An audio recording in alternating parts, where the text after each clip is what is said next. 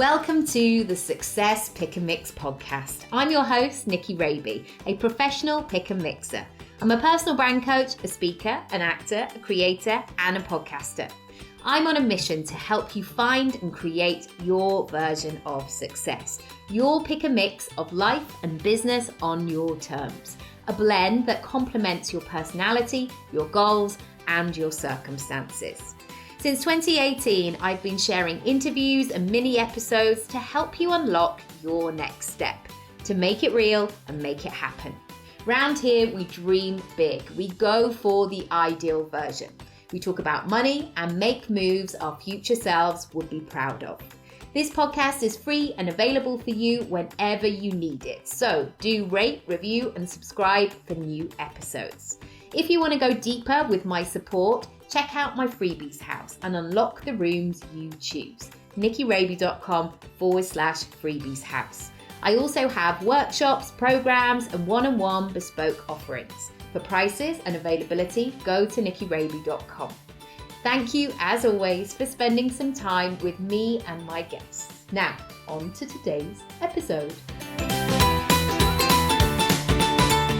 In today's episode, I'm talking to Kim Palmer, who is the founder of Clementine, an app by women for women who want to feel more confident, sleep better, and wave goodbye to the stresses of daily life. Yes, that sounds very nice, doesn't it? Kim juggles this with a career as a strategy director for Wonderman, a digital agency in London, and family life with her husband and her 2 little boys.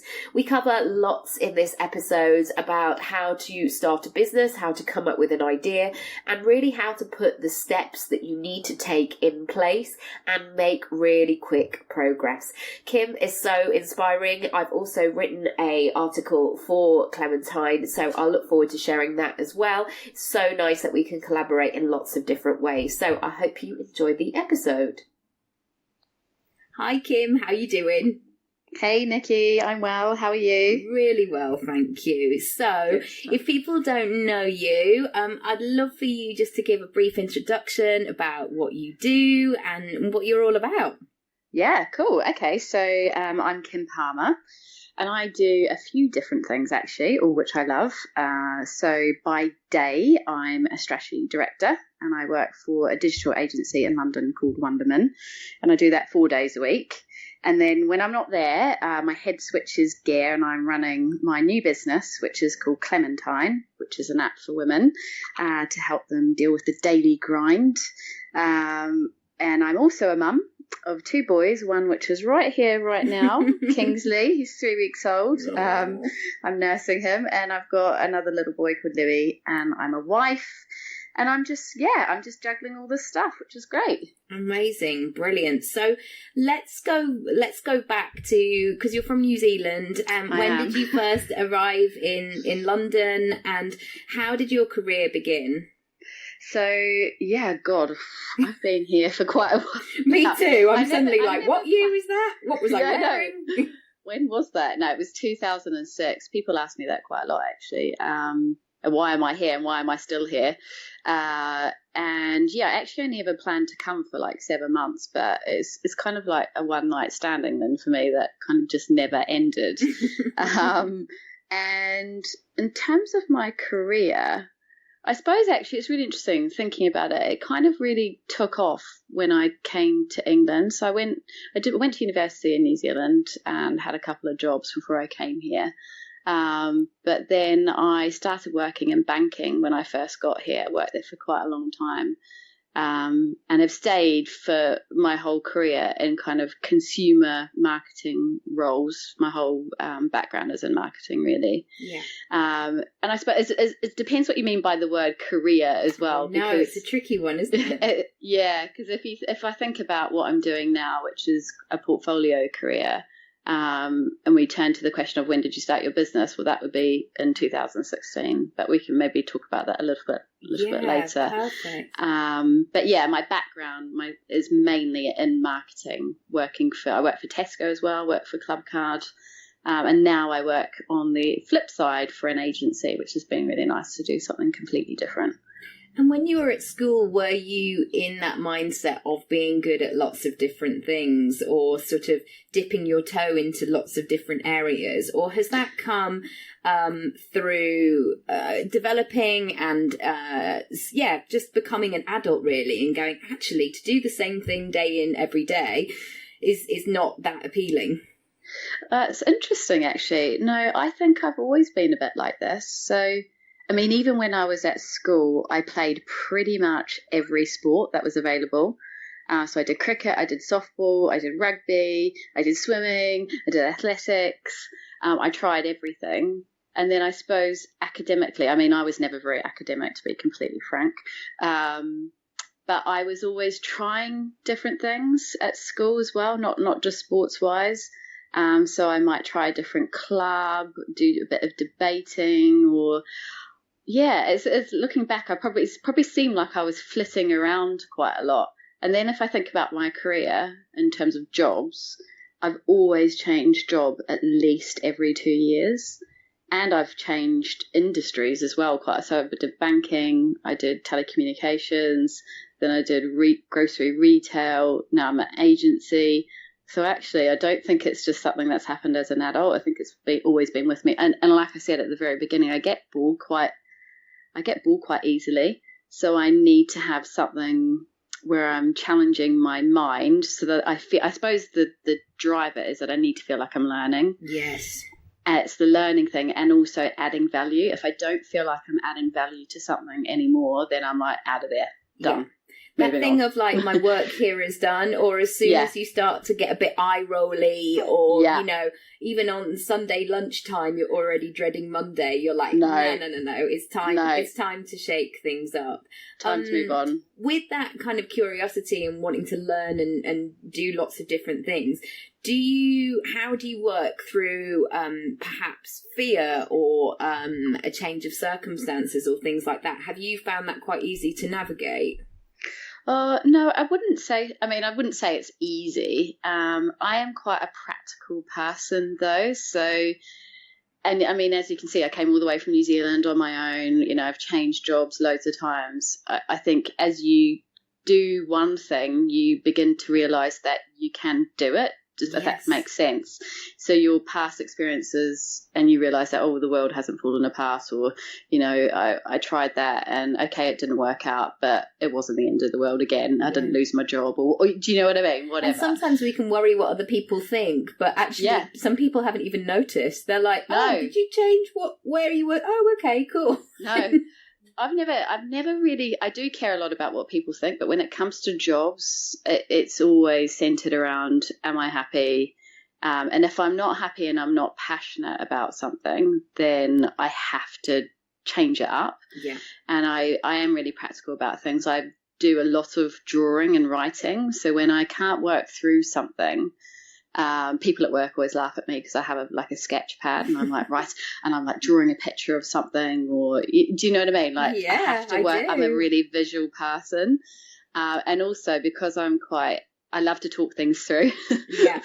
So I'll always talk to people, like lots of different types of people, if I've got a problem, to kind of get a different perspective on things, which will help me. I always come to my own conclusion about it. So it doesn't mean that I'm going to actually take on board their advice. Yes. But I do make an effort to kind of bring in all the different aspects, and then I'll go, right, okay, what feels right for me based on what I've heard everybody say, and then I'll make the decision myself. So yeah, that's so good, actually, because last week I went to this event at the Hunter Collective, which is a co-working space for we had Lacey on the podcast.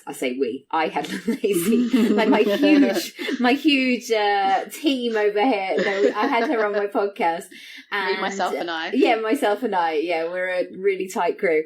But I went to an event there last week about branding, and everybody was dolled up to the nines, and they had the most amazing styling and all the rest of it. And I kind of rocked up, and Lacey looked at me and went, oh, cool, what are you doing here? And I said, well, what I don't want to do, I'm really conscious of it, that I don't just want to, like, I guess when I started being an actor, I didn't want to suddenly just have a very posh voice because I thought that that's what I should do. About being authentic is really kind of real, but also you can pick up lots of different things from other areas and step outside of your own, and, you know, so you're not copying, I guess. Yeah, totally. That's hilarious.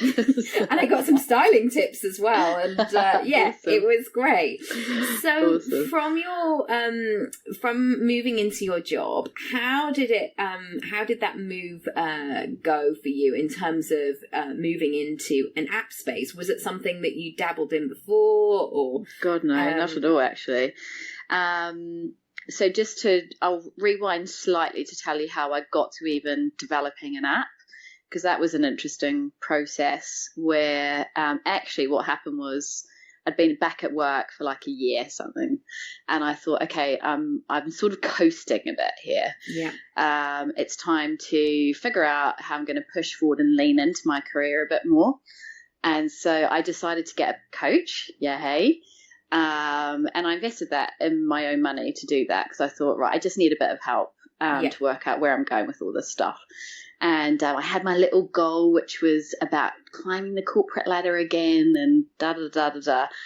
And but it just didn't feel right. You know when you get that feeling about something? Like, I do, yeah. This isn't right. And I had my little plan of how I was going to get there. My goal was actually to be a COO of one of our agencies in the next 5 years, and that's totally achievable, but it just didn't feel right. And I actually felt a bit sick about it.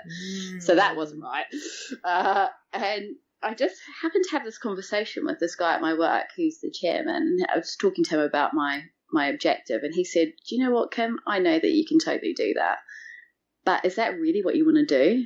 Is that if you could do anything, be anything, live anywhere, you know, whatever, is that really what you want to do? Wow. And so... that was really brave of him to say that, actually. I know. Good guy. Brilliant. Totally. That was a game changer for me, because I went away. He said, just go away and have a think about it. You may end up in the same place, but you might not. And I didn't. I did a complete 360 and went, hold on a minute. Actually, what I want to do is start a business. And I'd always wanted to start a business. But I had a fear around it, which was I could never come up with an idea that was worthy enough, that was good enough. You know, you see all these people with all these ideas and you put them up on a pedestal and you go, oh, they're amazing. Like, there's no good ideas left. Yeah. And then you realise, actually, it's that, well, I do for myself, you realise it's just a limiting belief. It's like dressing something up and going, okay, there's something I'm not dealing with here. It's actually because it's quite scary to go, let's go all in with this. I know. Well, interestingly, once I said it to myself and then I told everyone that I was going to start a business, and I don't know why I did that. I just was like, right, I've got to tell everyone. Otherwise this is probably never going to happen. Right. It was literally like the floodgates opened in my brain and I just had so many ideas. It was mental. Amazing. And then this was Clementine. I mean, it didn't just pop into my head as Clementine. And then the brand was complete. It was all sorted. The podcast recorded itself. The app was there. It was great. Exactly. It didn't quite happen like that, but the idea around it, you know, making hypnotherapy accessible, creating an app and all that stuff came pretty quickly, and I just sat on it for a long time, for 3 months, to make sure that this was actually it, and I became obsessed by it. And I don't have a background in building apps at all, but, you know, because I have a background in marketing, I knew that actually I could, you know, bring in the right people. I've got so many contacts. I could build a brand. I could do all that. I could do all the social media, the email marketing, everything apart from the app itself, the technicalities of it. I thought, I've got this. This is what I've been building my whole career up to. Almost felt like that in a way. And it's so funny, that mindset thing of you go, once you've made a decision, like, it's game over. You are doing this. And totally. I think I say that to my clients all the time. You just need to decide. And I had it with a client last week, actually, and we had an hour session together. And she came to the table with going, okay, let's do this. Let's go. And she ended up staying in the place for another like 4 hours and and she said, I've done more in 6 months today than I have in 6 months. But the only thing that had changed was clearly working with me, but also, just deciding. Her mindset and making the decision. It's so true. I was exactly the same. And I just, worked every second of every day in any spare time thinking about it. And you do that once you're onto that thing, the one thing, and you have clarity and purpose around it. That was a long way of answering your question. Sorry. And how did that process start? As in, what were the sort of practical steps that you took to launch it and to build it? Yeah, to build it. So the first thing I did was, and this because my background's in proposition development, I knew that I needed to spend the time writing and visualizing what this product was going to be rather than having it in my head. So I built the standard PowerPoint presentation which said, this is what it is, this is the problem that I'm trying to solve, and why it's going to be different from competitors. That's almost like a pitch deck. Yes, this is so good. For myself, to get myself clear on what it was, and then also to bring in other people. So the first person I had to convince was Georgia, who's the voice behind Clementine, because she's the hypnotherapist. Right. And so I built it for her as well, and we had a call to discuss it, and she jumped on board straight away. And then actually I knew, having done this in my workplace, that once you have a really good pitch deck, it just becomes the bone of the conversation you have with everybody. So have I shown you my deck yet? No. Yeah. Well, then let's do it. Let me roll out my PowerPoint deck. Like you've just got a projector under your arm at all times. I used it as to get on board everybody else. So I had her. So we worked on building the actual sessions to go in the app. Then I had to find a developer. I managed to find an American company, actually, who build apps in 10 days. And this was a fluke of luck, actually, what happened, where I phoned them in America and managed to get the founder on the phone. And he just fell in love with what I was doing. And so he sort of bent over backwards to really help me. And again, I suppose, in a way, having that pitch deck that really sold it to them was helpful. Yes. I wasn't just, someone who phoned up with a random idea who hadn't really thought it through. I'd made it an effort to work out what it was. And then I think you have to create stuff sometimes before. I was saying this to Esther Walker about that thing of, you can't just wait for somebody to go, hey, sweetheart, I think you would be really great at writing a film, or like, why don't you start a blog or a podcast? Like, you have to meet it halfway. Sometimes you have to be put some skin in the game yourself. Totally. I mean, it's that whole thing about when you work with agencies, they say a crap brief means that you're going to get a crap output. So everything, like even down to the emails that I've built, I always almost in a way design them up in a PowerPoint, like wireframe them. When I say wireframe, I mean using boxes and stuff like that, so that someone else could actually work to what my vision was. I was always really clear on how I wanted every aspect of it to look and feel. But translating that to someone is quite difficult. I'd spend a lot of time, drawing things out, even if it was just on a piece of paper. And I got a little branding company in London who I'd worked with before. Most of the people I either were recommended to me or I'd worked with them before, to help do all the aspects of the app or the brand, I suppose, that I wasn't, 100% confident doing on my own. Like, I think branding is a really big part of a business, so I wanted to spend the money to get help doing that, and even stuff like the copywriting. So I'm just really fortunate that I have Annie wrote out the amazingly talented lady of doing many things. She does all the copywriting for me, and helps with the marketing. So I knew that even just the words that I used in the app would be really important for women. to show that you've put the TLC into it. Yes. And that you get them, rather than just, banging out some old copy saying this is what the session is. And it needed to have a bit more love and care. It's a real fine line, isn't it? Especially if you're a bit sleep deprived, or you're kind of figuring out your identity, or sort of in the fog of new parenting, or just kind of not feeling like yourself. I think just to have that that copy or that message that really sings out to you, that you just go, yes, that's what I need. Because I think sometimes there can be the focus on all of the other things, and actually you still want to be seen as a woman, you still want to be looked after. And how did the kind of content come out to play? Why did you want to do a nap on this rather than, I don't know, the next Candy Crush? Yeah, that was super. That's easy coming for later me. in the year, people. That's don't the next worry. thing off the rank. She's got 2 children, a 4-day week job, another app, but it's coming. It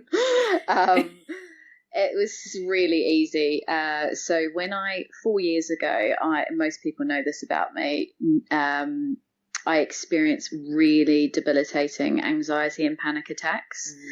And that all came about, just a really short story of years of me working really hard, stressful job, people pleaser, perfectionist, lots of negative chatter in my head, just never doing myself justice or saying, well done, Kim. Yeah, I'm nodding. I agree with everything. Not that you are those, but I feel the same. Yeah. I think a lot of women and men do this, when you're just grinding it out every day. Never stop to consider, hey, you've done a good job. And anyway, it all came to a head when I had Louis, my first son, and it spiraled out of control. And so actually one of the things, the game changer for me, getting myself back on track, and it took years to get to where I am now, but to get back on track, I used hypnotherapy. And I saw Georgia Foster here in London, and just immediately after my first session, I felt like the weight had been lifted off my shoulders. Yeah. And actually over the course of a couple of years, she recorded quite a few sessions for me, and I had them on my phone, and I listened to them all the time for so many different things. Like, I used to use them to go to sleep. And then when I started working again, I'd use them before I'd go into a big pitch, just to, make me feel really good. And I realized that, oh, hey, hold on a minute. There's something in this beyond just a confidence building exercise. And so I thought, I knew that Headspace were the biggest around at that time. I'd tried it and it just didn't work for me. It actually made me feel under more pressure. And I'm not saying it's not amazing, because it is, and so many people love it. But for me, I found I couldn't get on with meditation. Yeah. And I spoke to so many women who also felt the same way. And so I thought, okay, again, these things all came together. And I thought there's an opportunity here to make hypnotherapy more accessible, and especially for women who have very frazzled and busy brains. What I don't want them to feel like is they're under pressure. They should just feel relaxed. Right. Yeah, I'm such a terrible meditator today. I know. And so, just I wanted to do something that I was passionate about. So this felt like the right thing. I never really thought of anything. I mean, I had lots of different ideas, but this was always the one that I couldn't stop thinking about. And I think it's right when you dream it, you're eating breakfast and you're thinking about it and whatever. Yeah, and it doesn't feel like work. It just feels like something that you need to get back to, or you want to add to, and all of that. I've had hypnotherapy myself. I had a counsellor at drama school because it was quite an intense kind of environment. I was in my second year, and you're having to play like suicidal people all day, and I'm an empath, and I found that quite a lot. And then my parents were getting divorced, so everything felt a bit crazy. So I used to meet him. It sounds very ominous, but there was this guy called Robert who used to come in, and we'd have a little brief chat.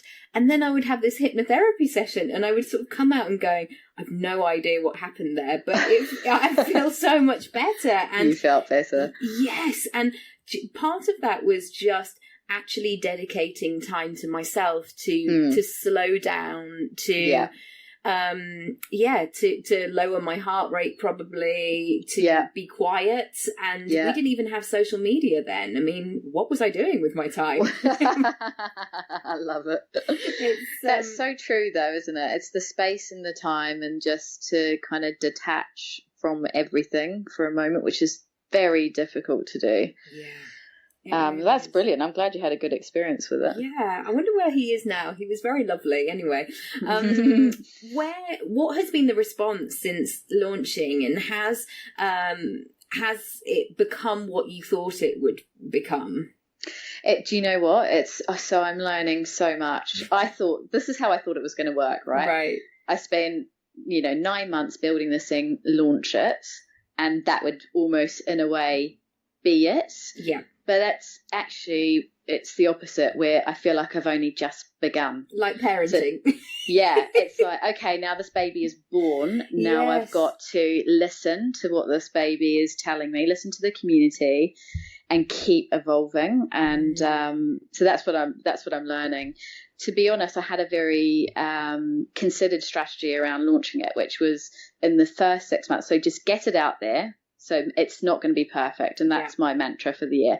Progress, not perfection. And because I'm a planner by trade, there was a risk that I was just going to overplan it. Yeah.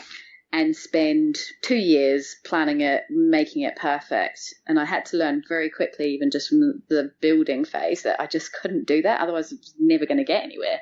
Yeah. So I just thought, right, get it out there. And the best way to make it perfect is by starting and getting feedback and evolving it. And so I haven't spent any money, zero money, on marketing it for the first 6 months. And that's considered because I thought, well, let's just see how it goes naturally, organically, see what women say about it, and try and evolve it in these first 6 months as best as I can. And then I'm starting to plan the marketing aspects of it. So, Facebook, Instagram, spending money on paid advertising, bringing in a PR agency from America, that sort of stuff. Yeah. But I want to make sure that it's right and fit for purpose. And it is, it's good, it's great. And lots of women are using it and giving me great feedback. But there's things that still need to change for me to want to spend money to make it right. Because, this is a business at the end of the day. Absolutely. And I want it to make some money. Yes. So I don't just want to go and spend all the money on the marketing and then people go, well, that's a crap product. Yeah. And I think also you're not supposed to, with the best will in the world, of course, you have to know vaguely what it is that you're building, but it's only until you get something. It's like when I've been in plays, it gets to the point where a week before the show goes up, we're like, we need to get this on the stage now, and we need to hear where the audience are going to laugh, where they're not going to laugh, where it's going to be awkward, where we need to change things. And you only get to know that once something is live. And I've gone through quite a process over the weekend of purging old content from my website and getting rid of videos and things like that. Oh my goodness, it's been so therapeutic. It's like going to the skip without leaving your house. Lovely. It's been great. But there was part of me that just thought, oh, should I hold on to this, or should I I'm not quite recording for a couple of weeks, and actually to start afresh and kind of go, right, this is what works, this is where I'm going. Oh, it feels really good. It's so true. So yeah, I mean, it's been really good. I've been really I have to say I'm going to say lucky. That's not true. And I keep saying to everyone in my community, we should never say that. It hasn't been luck. We've worked, so Annie, who helps me, we work incredibly hard every week to pitch Clementine to journalists. We're pitching every week, slogging it out. And that's what I've realized with running a business. It's, you can look at everyone else and go, oh, they're doing amazing. The fact of the matter is they are doing amazing because they're slogging it out. And they've been doing it for years. And they're not an overnight success. Yeah, exactly. And I've had to get my head around that. But we were just really lucky. Well, again, stop it.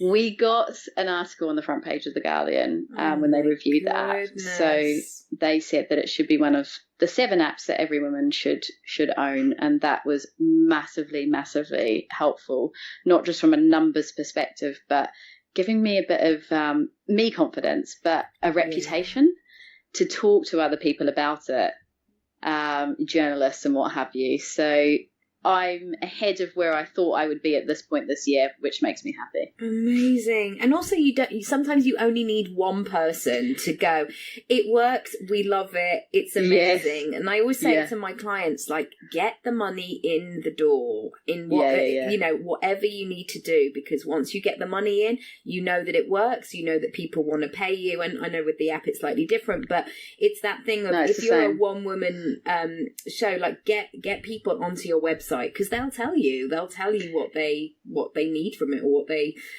what they love, what needs work. And that's fantastic. No, it's just been an absolute joy, to be honest. I love working on something that I love. Yeah, it's funnily enough. True. And so where do you think it's going, or where would you like to take it? Basically I've started off building an app, but my vision has always been so much bigger than that.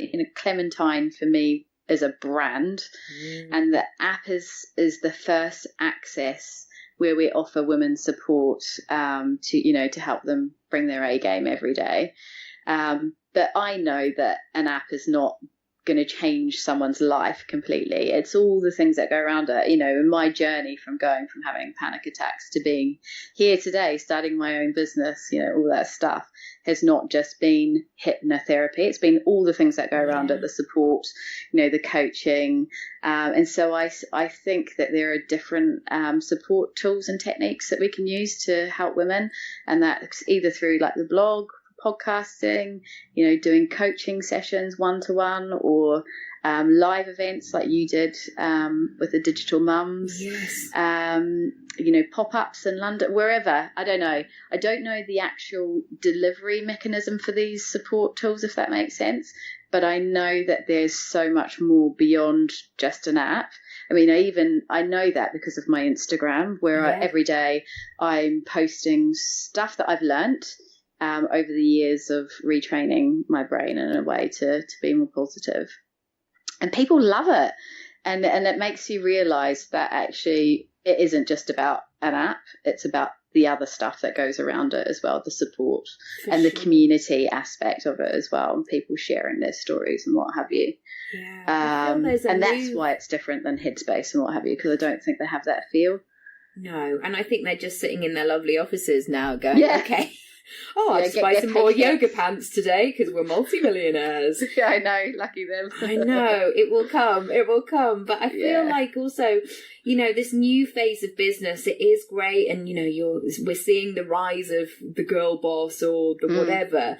But also, I think we all need those tools to actually make it happen as well. And I think that's so key what you said about being positive and being inspiring and things like that, but also being really real about what goes on behind the scenes. And totally. I know that sometimes I've had it's all right for you, isn't it? And you're like, well, hang about, I've been doing this 25 years. It's not just I woke up and thought, I'll give that a go.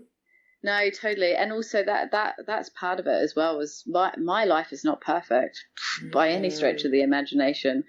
My house is an absolute tip. I'm just looking around right now, and so hopefully no one's going to come charging through the doors at any moment. I know. It's crazy. Can you imagine? When they do those hidden camera TV shows, I'm like, that would be just game over. Or, you've won £10,000. Yes, but could you leave it outside, please, without coming in? Oh my goodness. But there are things, there are tools and there are tips that everybody could use to make your life what you want it to be. And that's the sort of stuff that I'd love to be able to, like you do, share and help women with. And whether that's through an app, whether that's through a meetup, whatever's the best way to do it, we'll do it. And then I suppose my brand is meant to be really positive and proactive. And again, that's kind of what I want to be able to do, more of that stuff. Amazing. So it's really exciting. And having accessible resources is so key, because, I say it a lot as well. A lot of my coaching clients can't just say, right, I'm going to go to Bali, I'm going to find myself for 3 weeks and I'm going to shut myself off from the world. They're like, that's not really feasible for me right now. No. And I don't think, I mean, for some people, great, amazing, that might work for you. But, for the average person who may not be able to afford that, I think there's just it's about the everyday stuff. I talk about this a lot. Yes. And just thinking about what you do from the morning to the evening and breaking it down and what are those little things that will add up to something bigger. I think are the game changers, really. Yeah. I've started, it's maybe a bit TMI, sorry guys, but even just putting body lotion on in the morning, it's such a small thing, but it just and especially now summer's coming, I mean, it's not exactly scorching by any means, but just going, gosh, my skin feels really nice. And I think, just that small action of I'm going to take a couple of minutes, even though my child is going bonkers in the background, to actually do this. No, totally. I mean, I have this thing which I talk about a lot, which is bookending your days. And so there's two things that I do every single day, regardless of how mental it is. And that's sit down with my family to have breakfast. Even if it's only 5 minutes, it is a game changer for me in terms of my mood. Yes. If I don't do it, I'm just I'm so snappy and not a very nice person to be around, to be honest. So we always do that. And then the other one is to read before I go to bed. And again, even if it's only 2 pages, whatever it is, it just helps my brain detach. And there's something about looking at paper as well that I love. Even if it's the same 2 pages that you've been reading for the last 6 months, these pages are so good. I'm really enjoying them. Oh my goodness. I've been there before. Yeah, I used to I'm sure I've read this. Oh well, it's fine. I fell asleep on that page, right? I'll read it again. I know, it's so tricky because, some child has taken your bookmark or whatever. I've got one final question for you, which is, where would you like to be in 5 years? Do you have a grand plan? Do you know, do you want to be in London? Yeah, we do actually. So one of the things that we did, I started as a process, was to come up with our family vision. I love this. Yeah, and my husband and I were a bit cheesy, and it starts with me. I always talk to him about this stuff. I think it's really important, and so I started mapping out what I thought our family vision was from my point of view, and then interestingly had a slightly different view of the family vision, and anyway we ended up with a joint family vision, which was part of the reason why I wanted to start a business as well. So it's simple stuff. So in 5 years time, I want to be able to have all of the school holidays off. He's a teacher. It drives me up the wall that he has all these holidays and we can't spend them together. It's just why are we together if we can't spend these moments and also together? What are you doing all day? That's very irritating.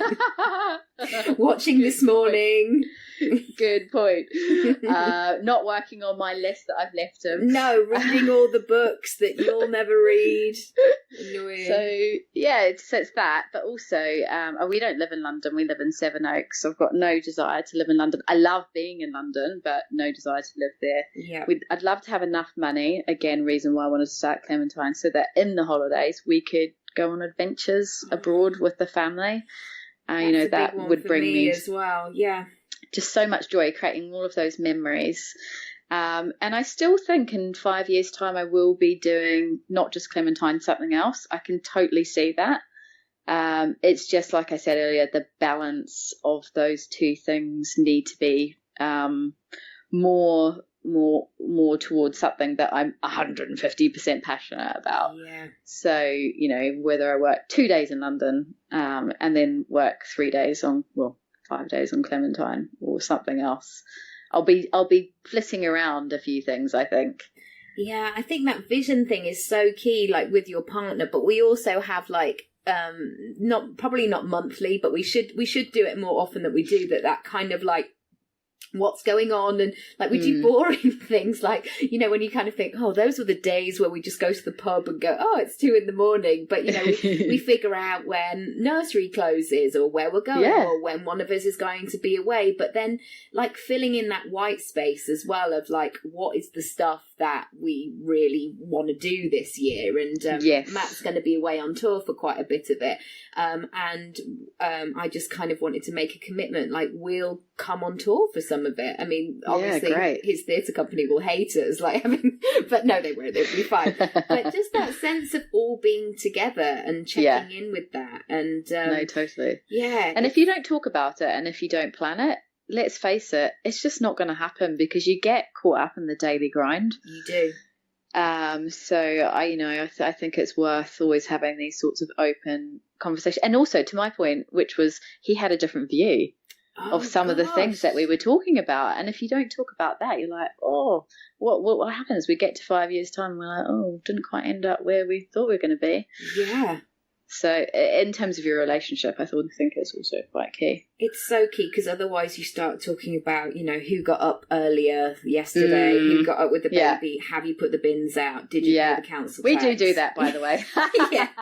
No, I mean, it's not like I'm reading, 19th century poetry to Matt every night. Like, oh, I've just put the fish cakes in. Now let me just read you a poem, for goodness sake. No. Kim, thank you so much. Thanks for having me. Where can people come and find you and get to know more about you and read the blog and all that jazz and get the app, of course? Yeah, 2 places. So if you want to get to know me a bit more, then come to Instagram because it's kind of like a mini journaling my life on there. So that's Clementine app UK. And then the website. So if you want to check out the app, it's free to try for a month. So I always think, why not give it a go? And that's Clementine app.co.uk. Really easy. Amazing. Thank you so much. I know that thanks for you're having going me. to be creating food for thought and lots of people going, right, I'm booking something in with the shared calendar. My man and I were having chats tonight. So love it. I know lots of people will get so much from this. Thank you so good. much. No, and, thank you for having me. You're welcome. See you soon. I'll see you soon. Bye.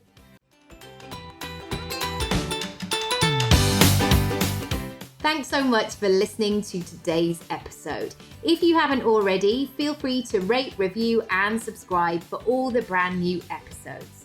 If you want to go deeper with my support, check out my freebies house and unlock the rooms you choose. nickyraby.com/freebies house. I also have workshops, programs, and one-on-one bespoke offerings. For prices, availability, or just to have a chat with me, go to nickyraby.com. Thank you, as always, for spending some time with me and my guests, and I'll see you next time.